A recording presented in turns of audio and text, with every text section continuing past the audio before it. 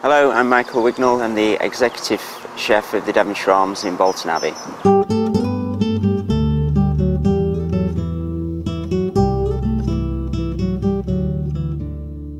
Just go through the making of pasta, which some people are a little bit scared to make, but it's such an easy thing to make. So in your mixer you put your flour. You must use a really good quality double O pasta flour, or else your normal flour can oxidise and turn it brown within a few hours. So just get your flour going round. There's nothing else in there, just the pasta flour, and in there are your whole eggs and your yolks. Into your whole eggs and your yolks, just pour a tiny little bit of olive oil and a small pinch of salt, or two. Just put 2 pinches in there, and then just slowly start incorporating it in bit by bit, just keeping your machine running all the time. Obviously if you're doing it by hand, you keep kneading this and make a well in the centre of your flour, and just keep incorporating your flour into your egg mix. Okay, that's all the egg mix in there. Stop your machine and just break it up a little bit. You may need to add a little bit more flour depending on the size of your eggs, and then start it again. It's really important you don't over mix it, or else it starts cooking the eggs and heating the mixture up. And you can see now it's coming away from the sides and all going into one. Break it up again into 3.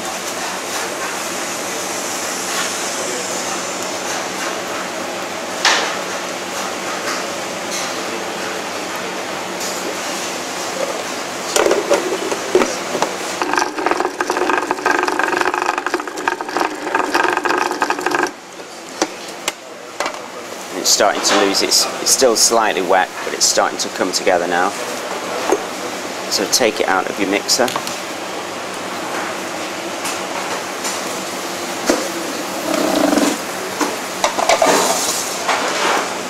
Place it on your work surface. Put a tiny little bit of flour, not too much, and just start kneading your mixture until it starts coming away from your bench without sticking.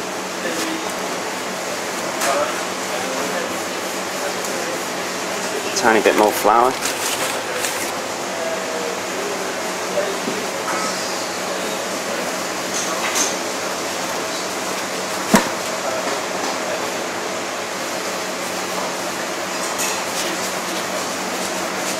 And just roll it out into a long cylinder.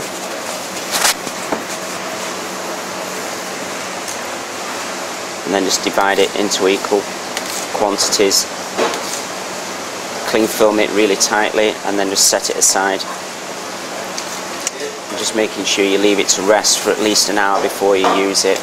And that's your basic recipe of white pasta.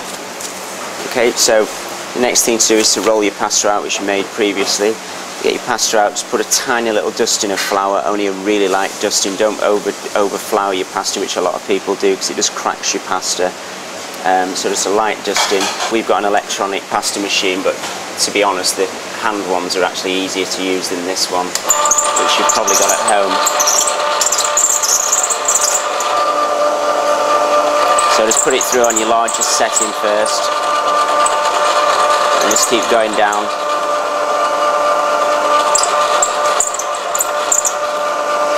You've got to work as quick as you can with pasta as well, because you don't want it drying out.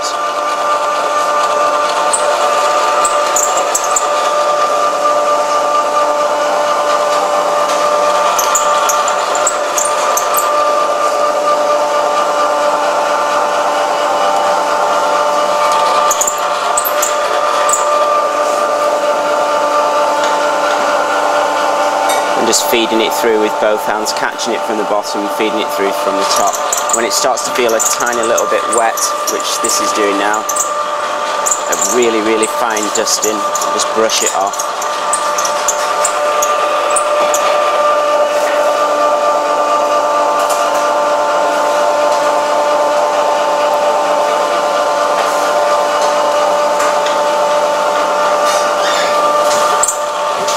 pasta wants to be so you can basically see your hands through it. That's still not thin enough. I really like my pasta really, really thin. I hate thick pasta. It's just not very nice. On your final setting as well, it's really important that you put your pasta through twice on the same setting, because it does shrink quite a lot, and you'll be amazed how much thinner it goes on the setting you've just put it through. And that's just the same setting, which now you can see my hands through it. Just turn the machine off. And just make sure as well that you've got a cling film at hand to cling film it as soon as possible so it doesn't dry. And then you're ready to make your raviolis.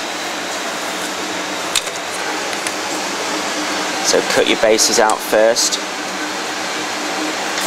Do as many as what you're comfortable to make. The more pasta you make, the quicker you'll get at making it, and the more proficient you'll be at making them as well, so you'll be able to do more. So just cut your bases out first, making sure you cover your pasta again. Make sure your work as clean as possible. All I've got in there is 1 egg yolk, a pinch of salt to break down your egg yolk, and a dash of water. Don't put any milk in it, and it just breaks the egg down. Just a really, really light coating around the outside. The raviolis that we're making today, there'll be goat's cheese from perigord. Just a light seasoning on each one. They've been salted as well. And just for a little bit of luxury today, so in season, we've just got a couple of slices of truffle on each one as well. You can do anything. You can put blanched, we sometimes put blanched sage leaves as well on there. Just blanch them for 30 seconds, just put a nice leaf over the top of it. Or just leave it plain and just season it up. Place them onto your bases. And then with a larger cutter, making sure you recover your pasta. Making sure that your bases aren't stuck to the bench either, and that they move around, because if they are stuck, once you start putting your base on, they'll just stick even more and you'll never get them off. So if you just stretch your pasta slightly, put it over the base, over the top, push all your air out, keeping one finger underneath your pasta so you keep an air hole in there, so that if there's any air blocked in there, you're not going to get bubbles, because it's just going to push it out. Because if it's got a bubble in it, as soon as you cook it off, it'll burst. And goat's cheese and water don't mix very well. Okay. Put a tiny bit more flour onto your bench and onto your fingers if your fingers are sticking. And just keep pressing down so you've got a really, really nice thin lip on it. There's nothing worse than thick pasta on a ravioli.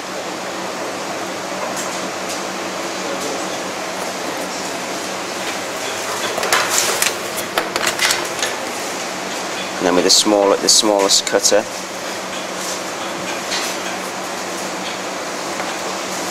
and then go round your brim, thinning it out even more. It's sealed, it's not sealing it, this is just thinning your brim out, because once it's cooked it'll swell up.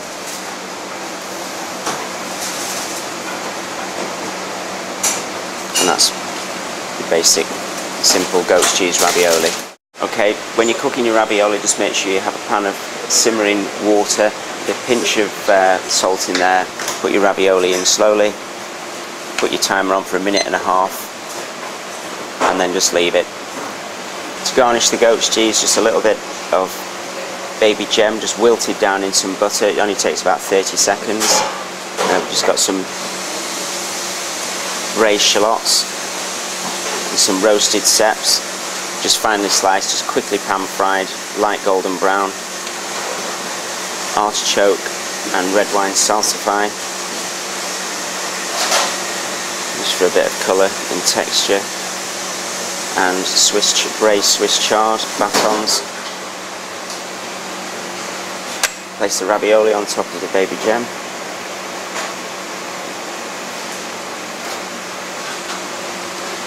If you want to go vegetarian, just leave it like that. If not, a nice slice of foie gras on top.